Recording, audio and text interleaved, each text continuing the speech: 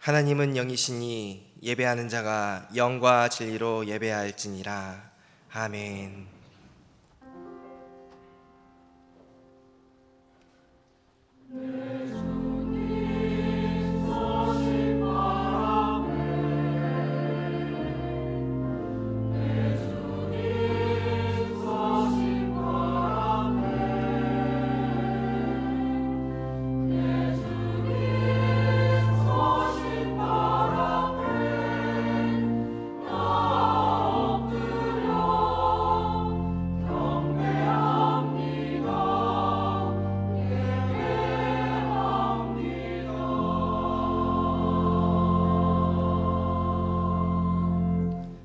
아버지 하나님 감사합니다. 기쁘고 복된 주님의 날, 사랑하는 주의 백성들을 한자리에 불러주시고 하나님 아버지를 찬양하며 예배케 하시니 감사합니다. 아버지께 사랑을 고백하며 드리는 우리의 이 예배를 받아주시고 주의 말씀 안에서 우리 살아갈 길을 찾아 순종의 자리로 이끌어 주시옵소서. 예수님의 이름으로 기도합니다. 아멘. 다 같이 일어나셔서 찬송가 1장 찬양하겠습니다.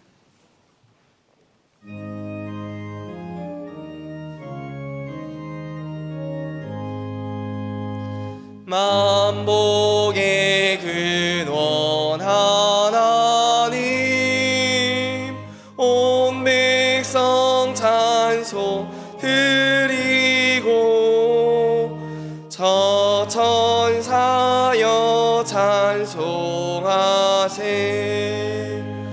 찬송 성부 성자 성령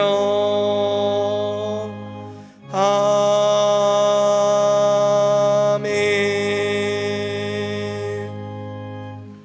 다 같이 성시교도 가겠습니다. 교동문 19번입니다. 허물의 사함을 받고 자신의 죄가 가려진 자는 복이 있도다.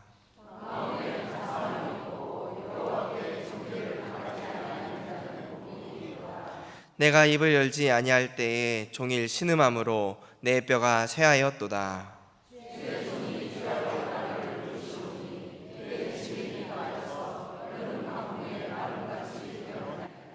주께 내 죄를 아뢰고 내 죄악을 숨기지 아니하였더니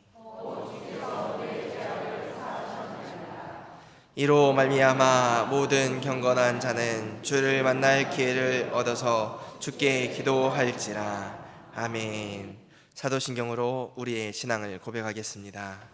나는 전능하신 아버지 하나님 천지의 창조주를 믿습니다. 나는 그의 유일하신 아들 우리 주 예수 그리스도를 믿습니다.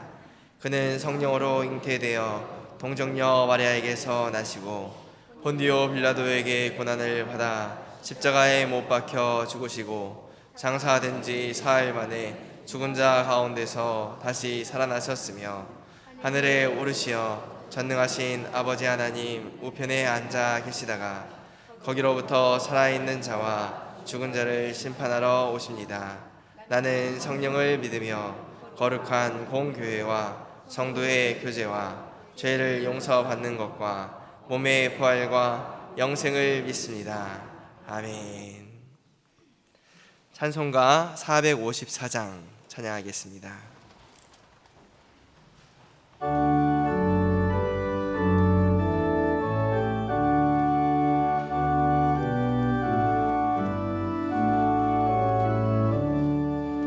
주와 같이 되기를 내가 항상 원하니 온유하고 겸손한 주의 마음 주소서. 세상에서 우리가 나그네로 있을 때 주의 형상 닮아서 살아가게 하소서.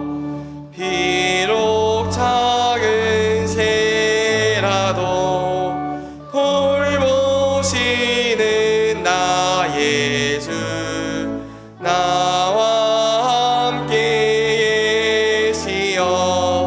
나를 지켜주소서.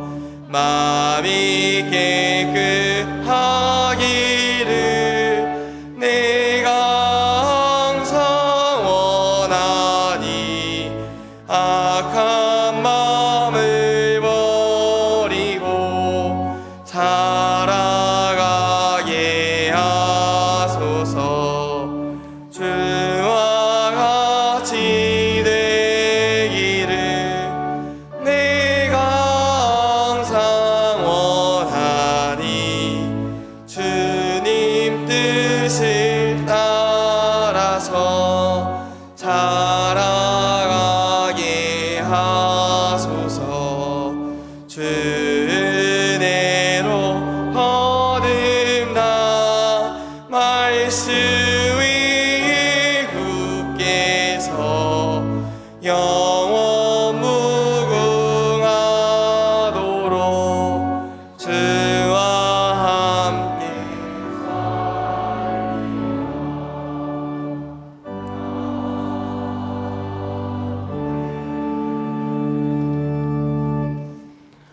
오늘도 이렇게 주님의 날을 허락하여 주심으로 모든 성도들이 한자리에 모여 예배를 드리게 하시니 감사를 드립니다.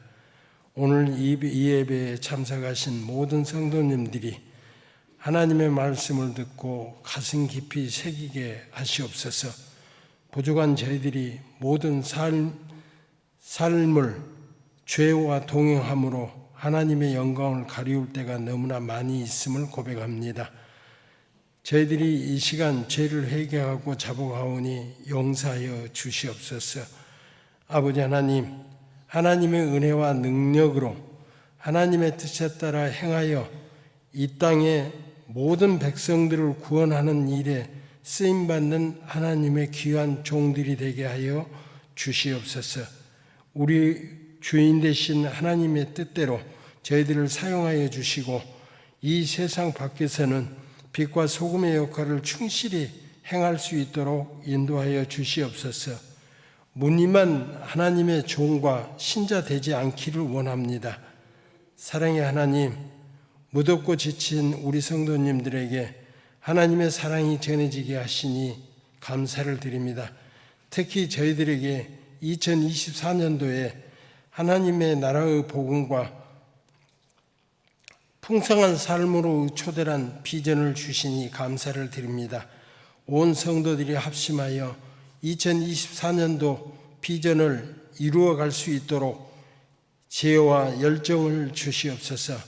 또한 교회, 학교, 영아부, 유치부, 아동부, 그리고 중고등부와 청년부가 연합 수련회를 하나님의 도우심으로 잘 마칠 수 있도록 인도하여 주심에 감사를 드리오며, 우리 교사들과 어린 심령들이 여름 성경학교와 수련회에서 은혜를 나누었으니 우리 학생들이 배운 것에 만족하지 않고 잘 실천할 수 있도록 지혜를 주시옵소서. 아버지 하나님, 이 시간 제사장적 삶이 곧 선교라는 주제로 말씀을 대언하실 담임 목사님께 성령님 기름 부어 주시어서 전하시는 말씀에 하나님의 권세를 덧입혀 주시고 듣는 우리 모두에게 성령이 함께 하시어서 전해주시는 모든 말씀에 아멘으로 화답하며 그 아멘에 합당한 삶을 살기로 결단하는 우리 모두가 되게 하여 주시옵소서. 이제 장마는 지나갔습니다. 무더위가 기승을 부리고 있는 이때에 하나님께서 우리 성도님을 지켜주시고 무더위를 이겨낼 힘을 주시옵소서. 우리 교회 성도님들이 한 사람도 무더위로 인하여 힘들지 않게 하시옵소서. 오늘도 예배를 위하여 섬기는 모든 예배자들의 헌신을 기억하여 주시옵소서. 특히 차량봉사위원회와 함께하여 주시기를 원합니다. 그들의 수고를 위로하여 주시옵소서. 우리의 기도를 들으시고 응답하시는 주님을 찬양하며 이 모든 말씀 거룩하신 예수님의 이름으로 기도합니다. 아멘.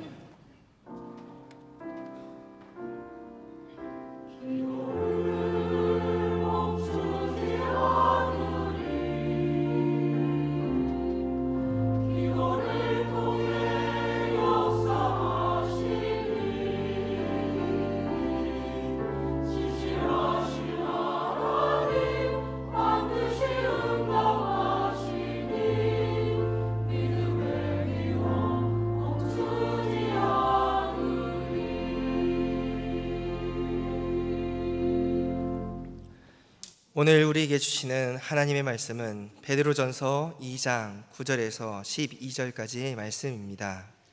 신약성경 378쪽에 있습니다.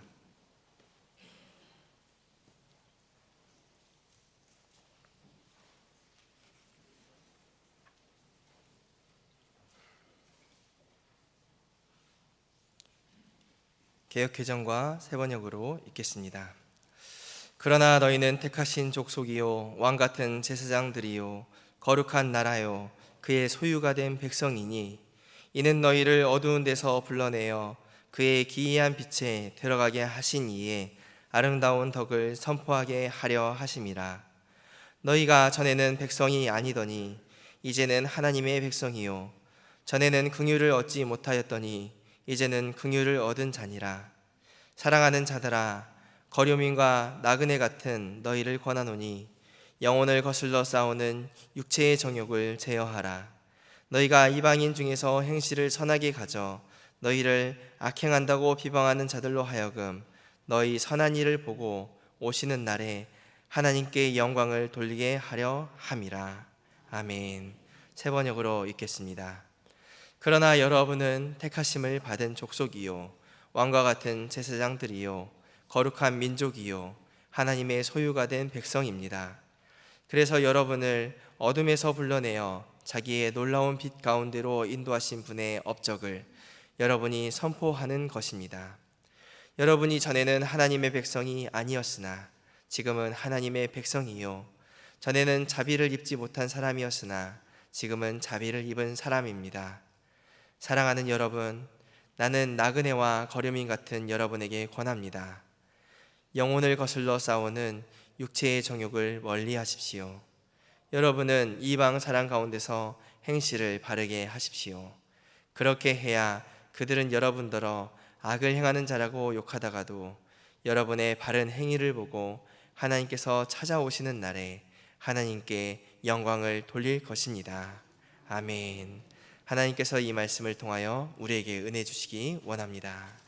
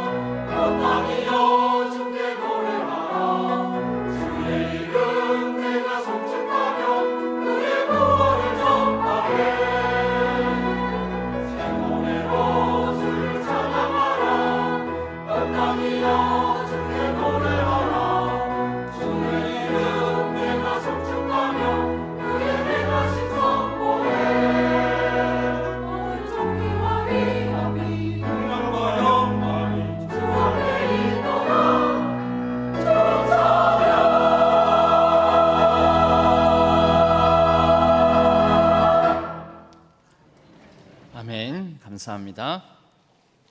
잠깐 기도하겠습니다. 하나님 아버지, 무더위에 지친 우리를 예배 자리로 불러주시니 감사를 드립니다. 우리의 육신은 한계가 있어서 때로는 추위에 떨고 또 무더위에 지쳐하고 우리는 상황의 영향을 많이 받습니다. 그러나 우리의 마음, 우리의 심령만큼은 하나님 안에서 날로 날로 새로워지고 강건해지기를 원합니다. 주의 말씀으로 우리를 다시 강건하게 붙드시고 소망으로 우리의 시선을 돌리게 하여 주시옵소서. 하나님께서 주신 말씀을 따라서 우리가 도전받고 또 결단하여 믿음의 삶을 온전히 살아낼 수 있도록 성령 하나님께서 이 시간을 사용하여 주시옵소서. 성령 하나님께서 친히 말씀하여 주실 줄로 믿고 의지하오며 우리 주 예수 그리스도의 이름으로 간절히 기도하옵나이다. 아멘.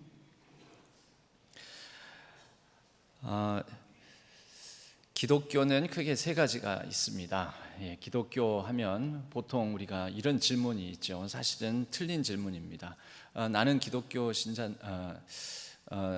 이 천주교인과 대화를 나누면서 흔히 그렇게 얘기를 하죠. 너는 천주교인이고 나는 기독교인이다. 나는 기독교인인데 너는 무슨 종교를 가지고 있느냐 하고 천주교인들하고 우리하고를 이렇게 나누는 경우들을 봅니다. 그건 틀린 것입니다. 여러분, 기독교 안에 천주교가 있고, 그리고 또 다른 하나는 우리 개신교가 있고, 그리고 잘 모르는 세 번째, 우리에게 익숙하지 않은 정교회가 있습니다. 이 정교회는 보통 공산주의권, 러시아를 비롯한 동유럽 국가들의 주요 종교이기 때문에 우리가 교류가 이렇게 그전에는 쉽지가 않아서 정교회가 우리에게 익숙하지 않습니다. 하지만 분명히 정교회도 기독교의 한 형제입니다. 카톨릭이라고도 하고 천주교라고도 하는 이 카톨릭, 그리고 정교회, 그리고 카톨릭으로부터 이게 이제 이건 잘못됐다, 틀렸다, 그러므로 우리는 다시 새롭게 건강한 교회 공동체를 이루어야 되겠다 하고 이 투쟁해서 저항해서 떨어져 나온 곳이 우리 개신교입니다. 개신교의 영어 이름은 프로테스탄티즘이라고 합니다. 프로테스트라는 말에서 나온 건데요. 이것은 저항하다, 조금 더 거칠게 표현하면 개기다, 이거 아닌 것, 틀린 것은 틀렸다고 그렇게 항거하다, 이런 뜻을 가지고 있습니다. 그러니까 중세 카톨릭의 잘못된 점들을 보고 이 개신교인들이, 종교 개혁자들이 카톨릭은 성경적이지 않다, 교황 제도도 잘못되었다, 이제 이런 부분들을 지적하면서 이러한 모습을 보고 중세 카톨릭은 쟤네들은 왜 저렇게 자꾸 우리한테 대들어, 그러면서 약간 비하하면서 불렸던 말이 프로테스탄트라는 말이었습니다. 그래서 너무 쟤네들 기어오른다, 저항한다, 개긴다 해가지고 쓴 말이 프로테스탄트였는데, 그 말이 오늘 개신교를 지칭하는 용어로 굳어지게 되었습니다. 그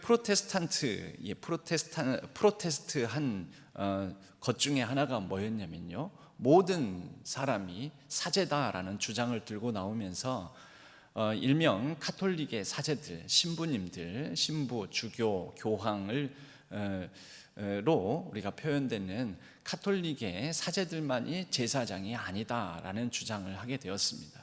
루터가 이름하여, 그래서 우리에게 이름하여 만인 제사장설이라고 하지요. 그 근거 구절이 뭐냐면 베드로전서 2장 9절 우리가 읽은 본문의 말씀입니다. 오늘 말씀에 보면 너희는 택하신 족속이요 왕같은 제사장들이요 거룩한 나라요 그의 소유가 된 백성이니 라고 말씀합니다. 여기서 왕같은 제사장들이요, 누가요? 너희가 누구입니까? 예수 그리스도를 주로 고백하는 신자들, 그리스도인들, 모든 그리스도인들은 다 제사장들이라는 것입니다. 그런데 중세 카톨릭에서는 사실 오늘날까지도 이 왕같은 제사장이 오직 사제만, 신부 이상 되는 분들만 제사장이라고 여깁니다. 이 부분에 대해서 이 말씀의 근거에서 루터는 아니다, 모든 신자들이 다 제사장이라고 했던 것입니다. 왜 이게 이렇게 프로테스탄트, 카톨릭에 저항하는데 이 핵심 구절이 되었느냐 하면요, 이 제사장이라는 것이 해석하기를 카톨릭에서는 계급으로 생각을 했습니다. 계급. 그래서 카톨릭에서 사제와 평신도, 그러니까 신부 이상 되는 사제들과 평신도는 하나님의 백성은 맞는데 하나님의 백성들 중에서 뭔가 다스리는 자와 다스림을 받는 자, 그래서 높은 계급과 낮은 계급, 그래서 이 두 계급으로 나눠져 있다라는 거죠. 그런 의미에서 이 제사장이라는 말을 카톨릭에서는 사제들에 대해서만 해석해서 사용했던 것입니다. 그래서 성찬식을 행하면서도 예수님의 살을 뜻하는 빵, 떡, 그리고 피를 뜻하는 포도주, 잔, 이 두 가지를 낮은 계급에 해당되는 일반 평신도들에게는 둘 다를 주지 않았습니다. 하나만 줬습니다. 그래서 빵만 받습니다. 떡, 빵만 받습니다. 예수님의 살만 대한다라는 거죠. 예수님의 피를 상징하는 포도주는 카톨릭에서는 주지 않았던 것이죠. 이거 잘못됐다. 우리는 신부나 평신도나 예수 그리스도를 믿는 모든 사람은 차별 없이 왕 같은 제사장들, 그래서 만인, 모든 사람, 당신은 태어나면서부터 세례를 받고 태어나면서부터 그리스도인이 되는 기독교 국가들이었으니까요, 당시에 모든 사람들이 다 제사장이다라는 말을 썼던 거죠. 오늘날에는 모든 사람이 기독교 국가에서 태어나서 기독교인이 되는 게 아니지 않습니까? 그래서 만인 제사장을 이제는 신자 제사장이라고 말을 바꿔야 됩니다. 그래야 혼동이 없는 것입니다. 모든 믿는 사람들은 예수 그리스도를 주로 고백하는 신자들은 제사장이다. 여러분, 이 제사장은 그러면 계급이 아니라면 무엇입니까? 계급이 아니라면 높은 계급, 사제들만 제사장이다. 그래서 제사장이니까 우리를 통해서 하나님 만난다, 우리를 통해서 용서를 구한다, 우리를 통해서 하나님의 사제 선언이 있다. 여러분, 그게 뭐냐면 바로 고해성사입니다. 그래서 오늘날 카톨릭에는 제가 이런 죄를 저질렀어요, 이런 나쁜 짓을 했어요, 하나님께, 주님께 용서를 구해주세요 하고 그 고해성사를 하잖아요.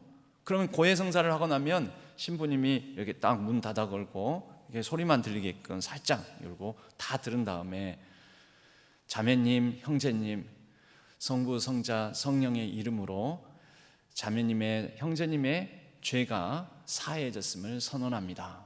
이게 사죄의 선언을 해줘요. 여러분들은 그렇게 하십니까? 안 하십니까? 안 하시죠?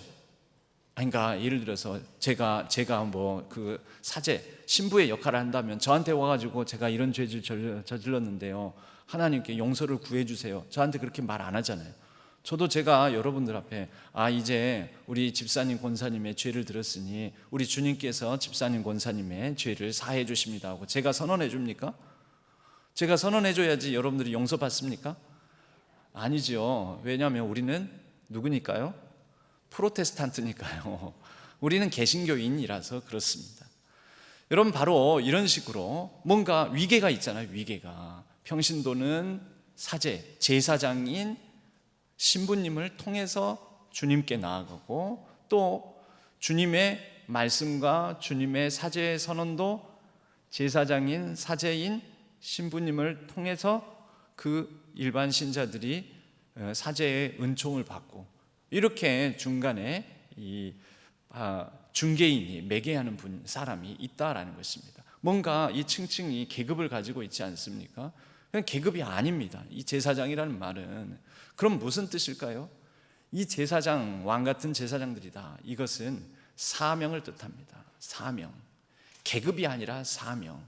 그럼 사명은 무엇이냐면요, 이 제사장의 역할은, 구약시대에 보십시오. 구약에서 제사장의 역할은 백성들이 하나님께 감히 나아갈 수 없는데 하나님을 만나게 해주고, 또 하나님을 알려주고,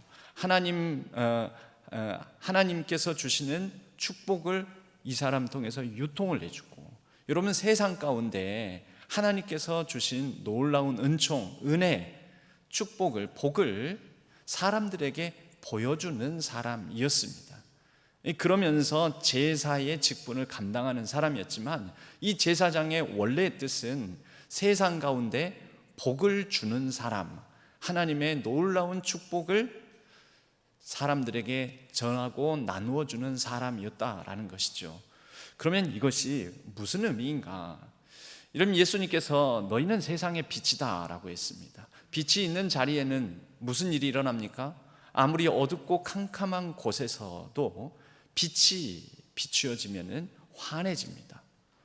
제사장은 바로 이런 역할입니다. 너희는 세상의 빛이다. 베드로의 표현으로는 너희는 왕 같은 제사장들이다. 여러분, 이 빛된 존재로 말미암아 세상이 밝아진다라는 것은 빛된 존재인 자신 입장에서는 자신을 연소하고 태우며 자신을 깎아야 되는 희생의 의미를 담고 있습니다. 예수님께서 우리의 가장 제사장 중에서도 대제사장 되십니다. 무슨 의미를 갖습니까? 예수님께서 십자가의 고난을 당하심으로, 모욕과 치욕을 당하심으로, 그분이 생명을 내어주심으로 온 인류 모든 사람들이 구원받는 복의 통로가 되시지 않았습니까? 예수님 자신 입장에서는 하나님과의 단절의 고통을 경험하셔야 했고 극한 육체적인 한계까지 넘나드는 아픔을 당하셔야 했습니다. 십자가에 달려 죽기까지 그 고난을 참으셔야 했던 것입니다. 여러분, 이것이 제사장입니다. 그러니까 제사장은 계급이 아닙니다. 위계가 아닙니다.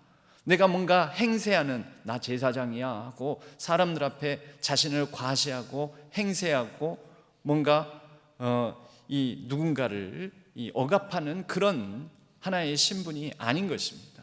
사명, 그것도 어떤 사명이냐면 자신을 태워서 때로는 자신을 희생하여서 세상 가운데 녹여져서 누군가에게 맛을 내게 만들고 하나님의 복을 전하고 하나님의 생명력을 이 세상에 심어주는 자기 희생적 사명을 가진 사람들이라는 것이죠.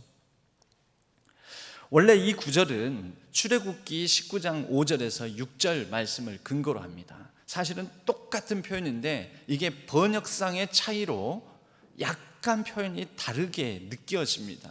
출애굽기 19장 5절에서 6절 말씀은 이와 같습니다. 세계가 다 내게 속하였나니 너희가 내 말을 잘 듣고 내 언약을 지키면 너희는 모든 민족 중에서 내 소유가 되겠고 너희가 내게 대하여 제사장 나라가 되며 거룩한 백성이 되리라. 너는 이 말을 이스라엘 자손에게 전할지니라. 여러분, 여기 보시면 너희가 제사장 나라, 거룩한 백성, 모든 민족 중에서 내 소유. 여러분, 베드로전서 2장 9절은요 왕 같은 제사장들, 거룩한 나라, 그의 소유가 된 백성, 이 단어가 비슷비슷한 단어가 나오는데 뭔가 배열이 바뀌어져 있죠. 근데 사실은 똑같은 구절이에요. 베드로가 출애굽기 19장 5절에서 6절을 인용한 것입니다. 인용했는데 이게 히브리어에서 중간에 라틴어를 거쳐서 헬라어로 번역되는 과정 중에 이 단어들이 조금씩 이렇게 달라지는 것처럼 번역이 된 것입니다.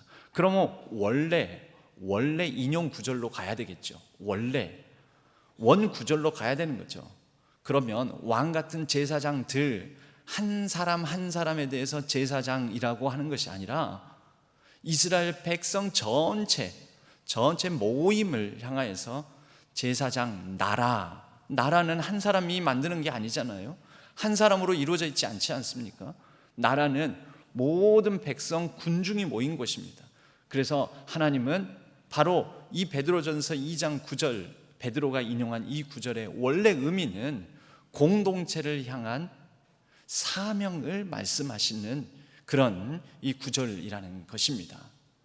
여러분, 공동체를 향한 사명이라 하면 여러분, 우리 신앙교회가 제사장 나라, 그의 소유가 된 거룩한 백성, 하나님의 소유, 이렇게 돼야 되는 것 아니겠습니까?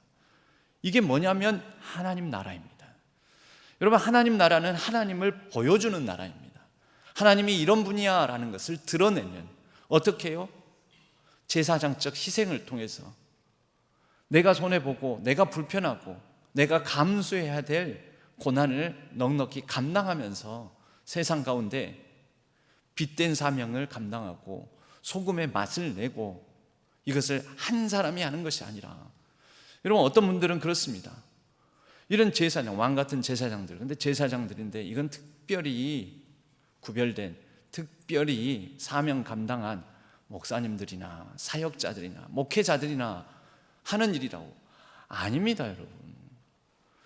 특별한 역할을 감당하고 있는, 그러니까 교회 안에서 이렇게 말씀을 전하고 설교하는 이 역할을 감당한다 뿐이지, 저는 저대로, 여러분은 여러분들대로, 우리 모두가 함께 더불어 교회를 이루고 교회 공동체를 통해서 제사장 나라를 이루어야 하는 것입니다. 저만 제사장? 아닙니다. 제사장 오늘 알았습니다. 계급이 아니니까 목사님이나 우리나 같은 급이고, 계급이 아니라 사명이라고 했으니까 그것은 제사장인 목사님만 하시고. 이게 뭡니까? 여러분, 가끔 우리 개신교인들이, 개신교가 타락하면, 아웃 오브 오더, 질서가 깨어지면 어떻게 되냐면요, 짊어져야 될 사명은 특별히 역할을 감당하는 사람이 하게 만들고, 그리고 계급이 없다 하는 누릴 수 있는 혜택, 권한에 대해서는 우리 모두 다 동급이야 라고 말하고. 여러분, 이상하잖아요. 아니, 두 가지가 다 있든지 아니면 두 가지 다 안 하든지 그래야 되는데, 의무는 특별한 제사장이니까 짊어져라 하고, 권리는 우리가 모두가 다 똑같다고 하고. 여러분, 이상하지 않습니까? 그게 프로테스탄트가 아닙니다. 오늘 그래서 개신교가, 카톨릭이 보기에도 야, 너희들 우리가 틀렸다고 해서 그렇게 해놓고 너희들은 더 이상해졌다, 이렇게도 비난을 하고 있는 것이지요. 원래 제사장은 한 사람 한 사람을 두고 하는 말이 아니라 우리 전체 모두 하나님의 구원받은 백성들, 예수 그리스도를 주로 고백하는 모든 백성들을 향한 사명적 선언이 바로 제사장 나라라는 것이죠. 출애굽한 백성들은 출애굽하였다고 해서, 바로로부터 벗어났다고 해서 구원받은 게 아닙니다. 그것은 우선 자유를 얻은 것뿐이죠. 이제 노예 생활을 하지 않아도 된다라는 것뿐이죠. 이제 벽돌 만들고 벽돌 굽고 피라미드 쌓고 하는 그런 강제 노역에 동원되지 않아도 된다라는 뜻이지요. 그리고 뒤쫓아오는 바로의 병거와 마병들로부터 자유함을 얻었다는 것이지요.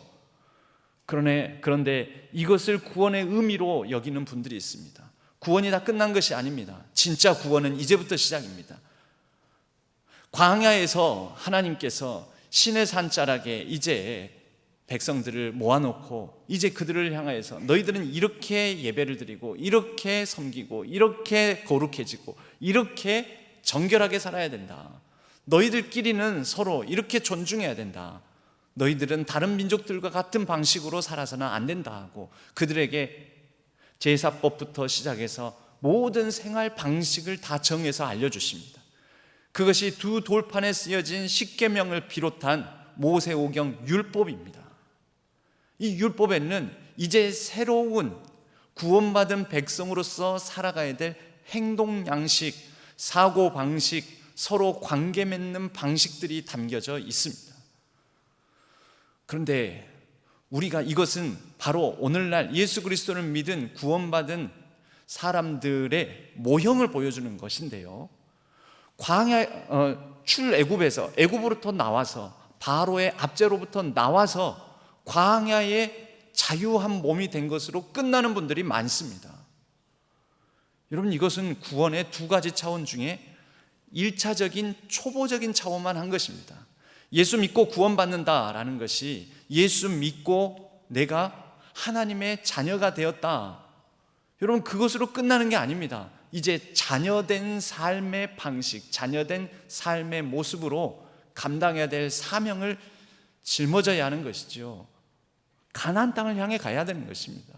애굽으로부터 벗어난 것으로 끝나는 것이 아니라 가나안을 향해서, 애굽으로부터 그냥 나오는 자유함을 얻은 것으로 끝나는 것이 아니라 이제 사랑으로 서로 섬기는 종 노릇하는 하나님의 법을 지키는 하나님의 백성으로서의 행동 양식과 사고 방식을 가진 사람들로 살아갈 사명을 가지고 있다는 것이죠.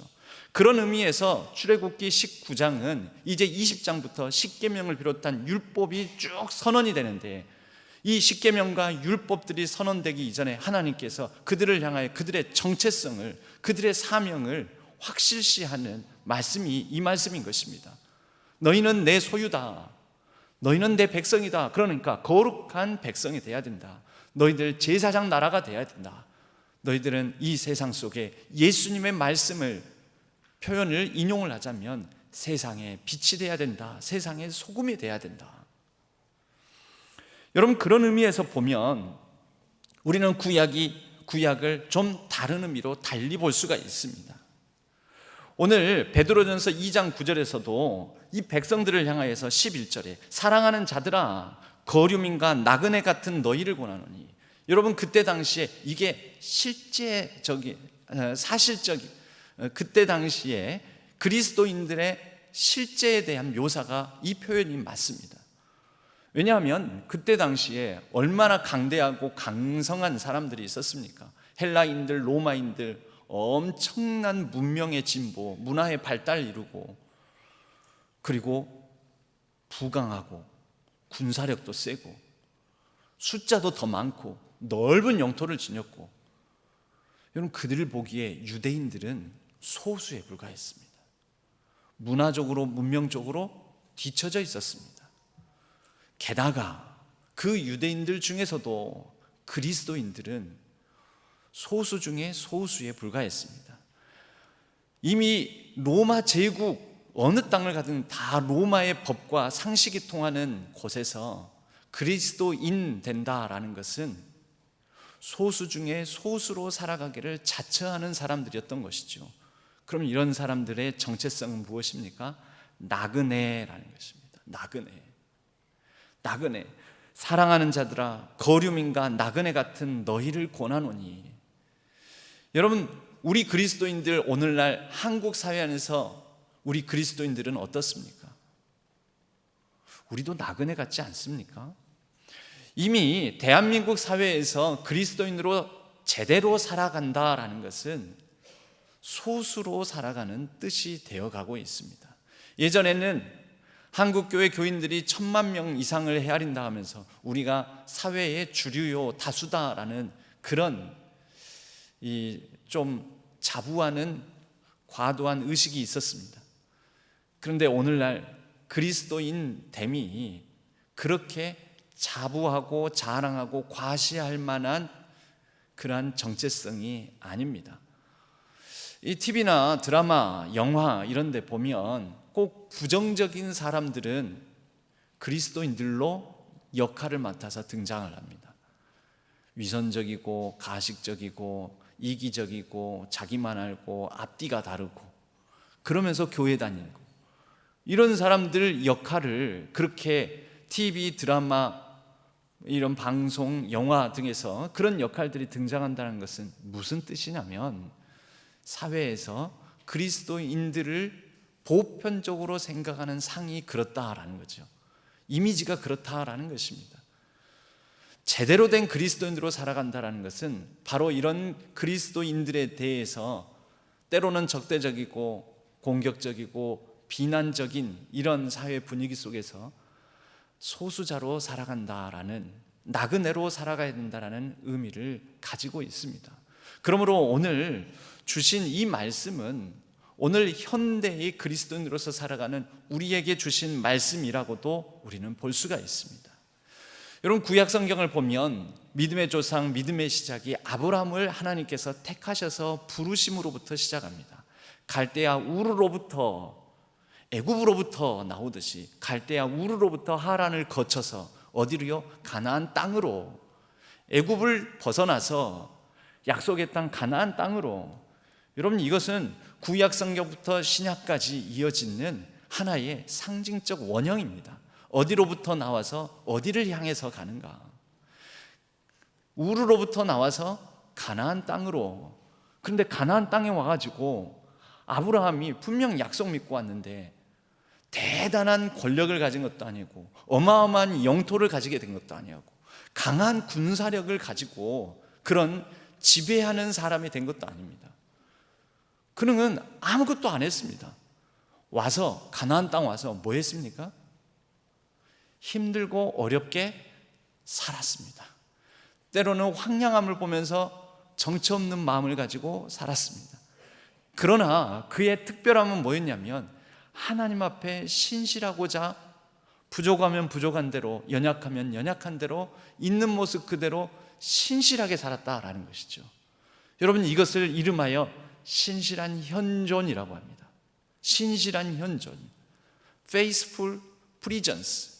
그에게 주어진 현실을, 그에게 주어진 가나안의 척박한 땅에서 때로는 그에게 대적하는 이방인들에게 둘러싸여서 소수자 중에 소수자로, 가나안 땅에서는 아브라함도 소수자이지 않았습니까? 나그네이지 않았습니까? 그런데 그는 그곳에서 창세기 15장에 말씀하는 대로 아브라함이 하나님을 믿으니 그것을 그의 의로 여기시고 하나님 보기에 의롭게 살아가려고, 그는 신실하게 살아가려고 했던 것입니다. 이것이 아브라함의 능력입니다. 아브라함이 어마어마한 거부를 이뤘습니까? 아브라함이 높은 지배자의 자리에 앉았습니까? 아브라함이 큰 영토를 정복하고 점령하고 다스렸습니까? 그렇지 않습니다. 그런데 아브라함의 위대함은 그에게 주어진 현실 속에서 현존하면서 신실하게 살아갔다. 하나님을 믿으니 그것을 그의 의로 여기시고, 여러분, 이것이 로마서에서 다시 인용되면서 루터를 회심케 하는 구절이 되었습니다. 아, 믿음으로 말미암아 구원을 받는구나. 그리고 구원받는 사람은 이제 하나님의 의로운 백성답게 살아가는 것이구나. 우리가 제사장으로서 살아가는 것이구나. 아브라함만 그렇지 않습니다. 이스라엘 백성들은 하나님께서 특별히 구별하여 선택한 선민 이스라엘은 엄청난 제국을 이루지도 않았습니다. 엄청 강대한 국가를 이룬 것도 아닙니다. 이스라엘의 역사를 전체적으로 보면 고난의 역사입니다. 유대인의 역사도 고난의 역사입니다. 그리고 그 후손에서 태어나신 메시아 예수 그리스도도 십자가에 달려 죽으십니다. 여러분, 이 흐름이 일관적이지 않습니까? 그리고 예수 그리스도 이후에는 그리스도인들이 있습니다. 그리스도인들은 어떤 존재입니까? 부강한 나라 이루는, 하나님의 말씀에, 출애굽기나 베드로전서 말씀에 너희는 큰 나라가 되고, 너희는 부강한 나라가 되고, 너희는 강한 군사력을 지니고, 너희들은 높은 지위에 올라갈 것이고, 이런 말씀은 성경에 없습니다. 오히려 성경 전체를 통해서 아브라함은 신실한 현존으로 나그네와 같은 삶을 그에게 주어진 자리에서 순종하며 살아갔고, 그 후손들 이스라엘 민족들은 고난의 역사를 경험했고, 예수 그리스도는 십자가에 달려 죽으셨고, 성공이 아니라 실패처럼 보이는 숱한 약함의 역사를 통하여 하나님은 하나님의 구원의 경륜, 놀라운 구원의 뜻을 펼쳐오고 계셨다라는 것입니다. 그리고 지금 오늘날 현실을 살아가는 그리스도인들에게도 하나님께서 우리가 파악할 수 있는 지난 성경의 역사의 연장선상에서 우리를 사용하고 계시는 것 아니겠습니까? 여러분, 그래서 우리가 읽는 성경에는 우리의 약함을 통하여 하나님께서 강하게 일하시고, 우리의 모자람과 어리석음을 통하여서, 미련함을 통하여서 오히려 지혜롭고 부한 자들, 강한 자들을 부끄럽게 하신다라고 말씀하고 있습니다. 고린도전서 1장 25절에서 26절, 27절에서는 하나님의 어리석음이 사람보다 지혜롭고 하나님의 약하심이 사람보다 강하니라. 형제들아, 너희를 부르심을 보라. 육체를 따라 지혜로운 자가 많지 아니하며 능한 자가 많지 아니하며 문벌 좋은 자가 많지 아니하도다. 그러나 하나님께서 세상의 미련한 것들을 택하사 지혜 있는 자들을 부끄럽게 하려 하시고, 세상의 약한 것들을 택하사 강한 것들을 부끄럽게 하려 하신다. 여러분, 이 일이 어디서 이루어지죠? 근데 솔직히 이 말씀이 그대로 믿어지십니까? 물론 지난 역사들을 보면 아브라함이 그 메소포타미아 문명, 수메르 문명 지역에 살아갔던 지배자들, 황제, 왕들보다, 고귀한 귀족들보다, 신분들보다 대단한 사람이 아니었습니다. 그런데 아브라함을 택하셨잖아요. 약하고 미련하고 어리석고 문벌이 좋지 않고 이 연약한 사람을 택하셨잖아요. 그 후손들 대단한 사람들이 아니에요. 이스라엘 민족 대단하고 강한 민족들이 아니에요. 그런데 그들을 택하셨잖아요. 예수 그리스도의 능력 있는 분인데 그 능력을 십자가상에서 쓰지 않으시고 그냥 무력하게 죽으셨습니다. 여러분, 지난 역사를 보면, 성경의 이야기들을 보면, 이렇게 약한 어떤 사람을 택하시고 민족을 택하시고 또 약하게 십자가에서 달려 죽으시면서 하나님의 놀라운 구원의 역사, 구원의 이 경륜을 이루어 오시기는 했는데, 그러면요, 우리는요, 지금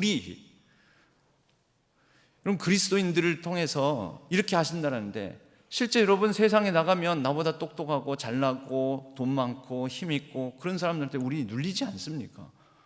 아니, 나처럼 연약하고 돈 없고 힘 없고 부족한 사람 통해서 그 사람들 부끄럽게 하셔야 되는데, 이거는 그럼 예수님 다시 오실 종말에 미래에 이루어질 일인가 보다. 그렇습니까? 아닙니다, 여러분. 택하신 족속이요, 너희는 거룩한 나라요, 제사장 나라다. 우리 안에서 그것을 이루라라는 것입니다. 여러분, 교회 공동체 안에서 이 일이 일어나야 된다라는 것입니다. 교회 안에서 이런 일이 실제 일어나고 있습니까?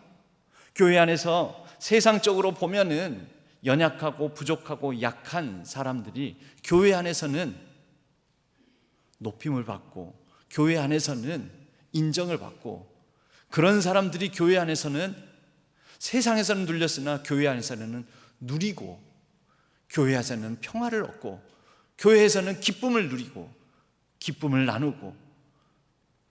여러분, 고린도전서 1장 25절, 26절, 27절의 말씀은 교회 공동체 안에 이러한 일이 이루어져야 된다라는 말씀입니다. 이방인들은 임의로 주관하며 그렇게 권세를 남용하지만 너희는 그렇지 아니하니. 여러분, 이게 어디에서 일어납니까? 세상에서는 안 일어납니다. 그런데 교회에서는 일어납니다. 하나님을 믿는 거룩한 나라, 거룩한 백성들, 하나님의 소유가 된 백성들 안에서는 이러한 일이 일어납니다. 이러한 일이 일어날 수 있는 것은요, 제사장 나라로서 제사장적 역할을 감당하니까 일어나는 거죠. 여러분, 이것이 세상 사람들이 살아가는 방식과 너무도 다른 것이지요. 이거 자체가 뭐가 될까요? 너희들은 왜 그런 모임을, 그런 방식으로 살아가는 공동체를 이루니? 이거 자체가 선교인 것입니다. 너희들 살아가는 모습 보니까 우리는 돈 있으면, 힘 있으면, 잘 살면 행세하고 그러는데 교회에서는 안 그러네. 어쩌면은 교회에서도 돈 있고 힘 있는 사람이 와서 행세하려고 그랬는데 교회 안에서는 그것 가지고 행세하는 것을 못하니까 교회는 돈 있고 힘 있는 사람들이 안 올지도 모르지요. 여러분, 그런데요, 놀라운 것은 그 대신 교회 안에서는 돈 있고 힘 있는 것이 행세는 못하나, 돈이 있으나 없으나 누구나 똑같이 하나님 주시는 기쁨과 은혜와 평안을 누리기 때문에 로마 시대, 로마 제국지하에서도 귀족들이 예수 그리스도를 믿는 그리스도인 공동체 안에 들어왔고, 높은 지위에 있는 사람도 내가 높은 지위를 가지고 힘을 가지고 행세하면서 살아가는 기쁨보다 이 교회 공동체 그리스도인들의 모임 안에서 세상이 줄 수 없는 평안과 위로와 기쁨을 누리는 게 더 좋다 하고 이 새로운 삶의 방식 안으로 들어왔습니다. 이게 뭡니까? 선교입니다. 여러분, 오늘날 우리는 선교를 자꾸 힘과 돈을 가지고 하려는 경향성이 있습니다. 물량주의로 하려는 경향성이 있습니다. 그렇게 해가지고 뭐가 남았습니까? 그렇게 해서 잠시 잠깐은 수를 불리는 것 같으나 한국 교회의 체력은 너무나 허약해지지 않았습니까? 제사장적 삶을 살아가는 것 그 자체가 세상을 향한 선교의 메시지요, 하나님의 광고 전단지요, 하나님을 전하고 드러내는 것입니다. 우리가 좋은 공동체 이루면 그것이 곧 선교인 것입니다. 그러면 좋은 공동체는 어떻게 이루어 가는가? 베드로전서 3장 15절은 이와 같이 말씀합니다. 너희 마음에 그리스도를 주로 삼아 거룩하게 하고 너희 속에 있는 소망에 관한 이유를 묻는 자에게는 대답할 것을 항상 준비하되 온유와 두려움으로 하고. 여러분, 우리는 그리스도인으로서, 예수 믿는 사람으로서 확실한 차별성이 있어야 됩니다. 그런데 그 차별성을 드러낼 때는 어떻게 해요? 온유와 두려움으로. 너희들 왜 그렇게 살아? 우리는 이렇게 살 거야. 우리 참견하지 마. 당신들하고 우리하고는 달라. 선을 딱 긋는 것이 아니라 차별적이되 온유와 두려움으로 우리의 소망, 우리가 붙드는 이 소망을 전해주는 것이죠. 부드러운 차별성인 것입니다. 온유한 차별성, soft difference라고 표현합니다. 부드러운 다름, 부드러운 차별성. 오늘 11절, 12절 말씀에도 이와 같이 말씀합니다. 사랑하는 자들아, 거류민과 나그네 같은 너희를 권하노니 영혼을 거슬러 싸우는 육체의 정욕을 제어하라. 너희가 이방인 중에서 행실을 선하게 가져. 행실, 우리의 행동 양식, 행동 방식, 사고 방식, 이것이 선하여 너희를 악행한다고 비방하는 자들로 하여금, 여러분 그때 당시에 그리스도인들로 로마의 방식이 아닌 새로운 방식으로 살아가는 그리스도인들을 보면서 저들은 악행을 한다. 야, 쟤네들 살과 피를 먹는데 사람 잡아먹는가 봐. 성찬식을 행하는 거 보고 그렇게 악행한다고 비방하고 오해해서 비방하고 그랬었습니다. 또는 어린아이를 잡아먹는가 보다 이렇게 생각하고 그랬었습니다. 그런데 그런 자들에게 너희 선한 일을 보고 공동체에 새롭게 다르게 살아가는 온유한 차별성의 그 삶의 방식을 보고 오시는 날에 하나님께 영광을 돌리게 하려 함이라. 영광을 돌리게 하라. 아름다운 덕을 선포하라. 여러분, 우리 공동체가 꿈꿔야 될 게 그런 것 아니겠습니까? 온유한 차별성. 여러분, 이 온유한 차별성에는 두 가지를 필요로 합니다. 우리끼리는 서로 사랑하는 것. 히브리서 13장 1절에서 2절 말씀에 형제 사랑하기를 계속하고. 형제 사랑, 여러분 우리끼리는 서로 사랑해요. 우리끼리는 서로 친해야 돼요. 우리끼리는 서로 즐거워야 돼요. 우리끼리 서로 평안해야 돼요. 그런데 손님 대접하기를 잊지 말라. 이게 뭡니까? 개방성입니다. 우리는 차별성을 가져서 우리끼리 서로 사랑하는 응집력을 가짐과 동시에 열린 개방성을 갖춰야 된다라는 것이죠. 여러분, 이것이 바로 거룩한 나라, 제사장 나라, 그의 소유가 된 백성으로서의 교회 공동체를 향한 하나님의 비전과 꿈입니다. 하나님의 비전과 꿈이 이렇다면, 하나님의 계획, 구원의 경륜이 그렇다면 우리 신앙교회가 하나님의 이 비전과 꿈을 이루어 드려야 되지 않겠습니까? 여러분, 우리 신앙교회가 풀어야 될 여러 숙제, 과제들이 있지요. 그런데 그 과제들 중에 하나가 뭐냐면 온유한 차별성, 응집력이 있으면서 서로 사랑하면서 동시에 손님 대접하기를 잊지 않는 개방성. 우리 교회 안에 있는 모든 모임들이 이것을 가져야 됩니다. 우리 교회 안에 있는 3355 이루는 모든 소그룹, 동호회, 성교회 모든 모임들이 이것을 품어야 됩니다. 여러분, 이것이 선한 일입니다. 이것이 착한 행실입니다. 예수님께서도 산상수훈에서 말씀하셨습니다. 너희 착한 행실을 보고 하나님께 영광을 돌리게 하라. 너희 의가 바리새인과 서기관들보다 낫지 아니하면, 더 낫지 아니하면 결단코 천국에 들어가지 못할 것이다. 여러분, 천국은 죽어서 가는 그 천국을 말하는 게 아닙니다. 왕 같은 제사장들이 이루어가는 제사장 나라, 거룩한 나라, 그의 소유가 된 백성들이 이루어가는 이 땅에서의 하나님 나라를 말합니다. 여러분, 우리 신앙교회가 바로 그러한 하나님 나라를 이루어갈 수 있는, 먼저는 이 우리 교회 안에 있는 모든 모임들이 바로 이러한 차별성을 지니되 서로 응집하고, 그러나 우리가 응집하고 서로 사랑하되 우리끼리만 좋은 것이 아니라 열린 개방성을 가진, 손 대접하기를 힘쓸 줄 아는 그러한 모든 모임들, 우리 모든 신앙의 성도님들, 그렇게 이루어가는 우리 신앙교회 되기를 주님의 이름으로 간절히 축복합니다. 여러분, 그럴 때 우리는 우리 신앙교회를 통하여 천국 하나님 나라를 이룰 것입니다. 제사장 나라, 그의 소유가 된 백성, 거룩한 나라를 이루어 갈 것입니다. 이것이 우리 신앙교회의 99주년을 넘어 100주년의 비전이 되기를, 아니 150주년의 200주년의 비전이 되기를 주님의 이름으로 간절히 축원합니다. 하나님 아버지, 우리를 향한 하나님의 선언과 하나님께서 원하시는 비전과 꿈, 정체성이 무엇인지 우리가 다시 되새겨 봅니다.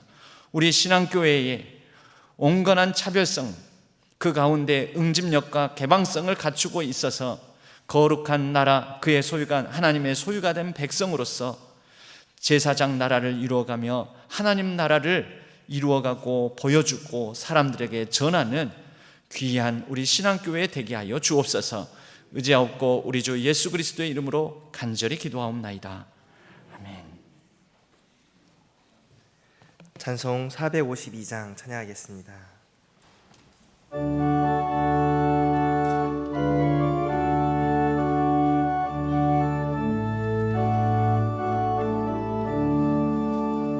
내 모든 소원, 기도의 제목 예수님 닮기 원함이라.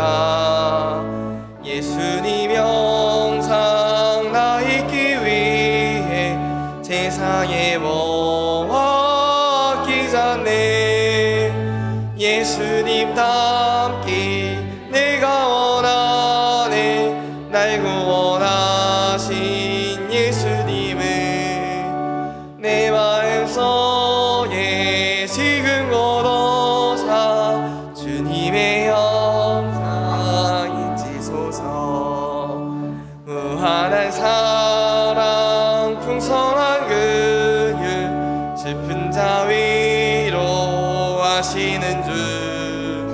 길 잃은 죄인 부르는 예수 그 영상 담게 하옵소서.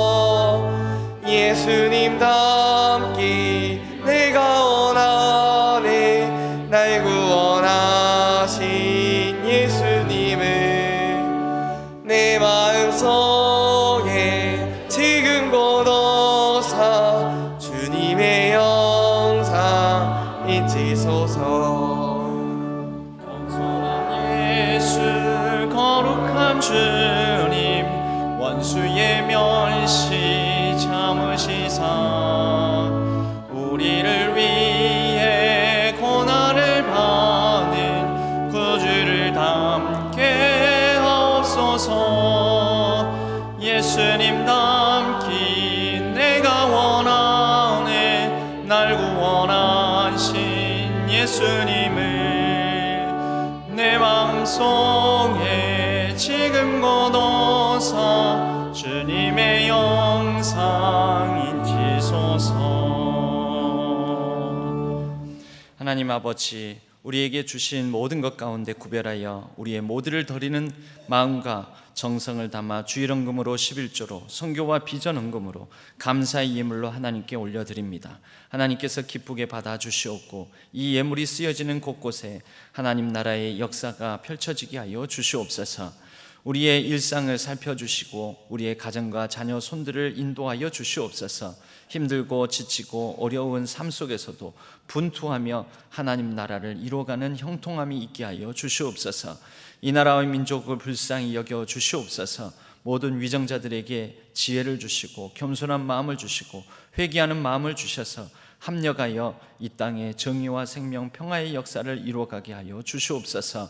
한반도에 여러 열강의 각축장이 되지 않게 하여 주시고 평화가 온전히 이루어질 수 있도록 도와 주옵소서. 여러 수해를 입은 가정들을 지켜 보호하여 주시옵고 하루속히 일상을 회복하게 하여 주시옵소서. 온 세계 열방의 전쟁의 소식이 끊이지 않습니다. 하루속히 전쟁의 땅에 평화가 깃들게 하여 주시옵소서. 깨어지고 망가진 세상이 하나님의 창조의 질서대로 회복될 수 있도록 도와주시고 우리가 불편함을 감수하며 하나님의 나라의 역사를 이뤄가는 제사장적 축복을 유통하는 삶을 살아가게 하여 주옵소서. 여러 연약한 성도님들을 돌봐주시고 환우들 위해 은혜를 베풀어 주셔서 속히 병상을 털고 일어나게 하여 주시옵소서. 주님께서 주신 선한 능력으로 우리에게 주어진 모든 삶을 사명 잘 감당하며 순종하며 살아가게 하여 주옵소서. 모든 것 감사드리옵고 우리 주 예수 그리스도의 이름으로 간절히 축복하옵고 기도하옵나이다. 아멘. 교회 소식은 주보를 참조해 주시기 바랍니다. 저희 교회의 창립 기념일은 1925년 8월 20일, 그래서 8월 18일 주일은 제 99주년 창립 기념 주일로 지키게 되겠습니다. 오늘 저녁 예배 후에는 정기 재직회로 모입니다. 99준 창립주일을 맞아서 친목대회를 8월 17일에 양육훈련위원회의 평생교육부 주관으로 하게 됩니다. 많이 참석하셔서 서로 즐거운 교제 시간을 가졌으면 합니다. 이 교육자 동정과 함께 교구 및 위원회 담당 주보를 참조해 주시기 바랍니다. 창립 99주년 기념주일 저녁 예배 찬양대원으로 70세 이상 모든 성도님들 창립 기념주일 특별 찬양 드릴 찬양대원으로 모집하고 있습니다. 8월 10일까지 신청해 주시면 감사하겠습니다. 목회자 동정을 비롯한 기타 광고사항은 주보를 참조해 주시기 바랍니다. 우리 옆에 분들과 이렇게 인사 나누겠습니다. 우리 제사장적 사명을 잘 감당합시다 하고 인사 나누겠습니다. 제사장적 사명을 잘 감당합시다. 모두 자리에서 일어나시겠습니다. 주기도문송과 축도로 예배를 마치겠습니다.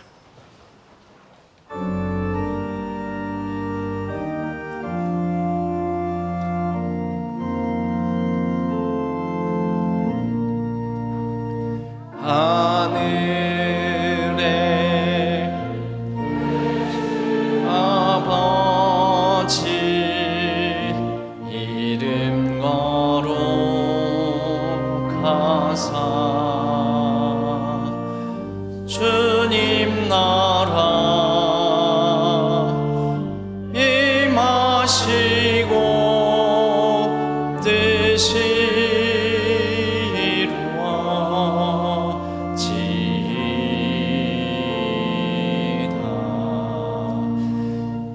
일용할 양식 주시고 우리들의 큰 죄 다 용서하옵시고 또 시험에 들게 마시고 악에서 구원하소서. 대개 주의 나라 주의 주의 영광 영원히 아멘.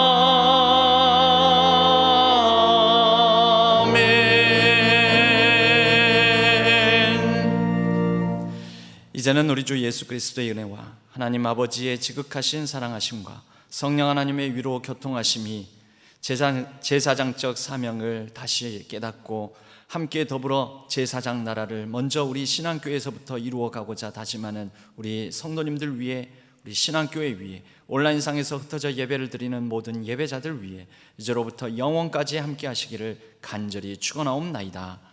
아멘.